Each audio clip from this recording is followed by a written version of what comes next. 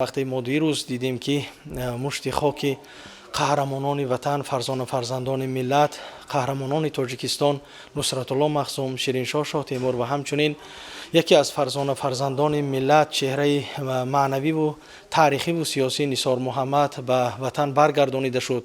اگر از یک طرف ما ببینیم پشتی این صحنه برگردانیدن مشت خاک قهرمانان بسیار هم یک فعالیت موافقه کنی سیاسی بزرگ می ایستاد که و درک کردیم که زیر راهبری اساسگزار صلح و وحدت ملی، پیشوای معظم ملت، پرزیدنت جمهوری تاجیکستان محترم امامعلی رحمان قرار گرفت و باعث افتخار و سرفرازی بود وقتی که ما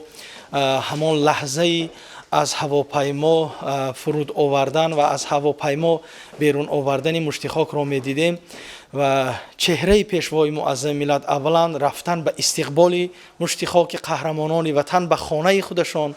و همچنین با یک چهره بسیار صمیمی و تأثیر بخش قبول کردن مشت خاک و فرود آوردن سری تعظیم به آن خدمت هایی که آن فرزندان ملت به این کشور، به این دولت، به این ملت کرده بودند.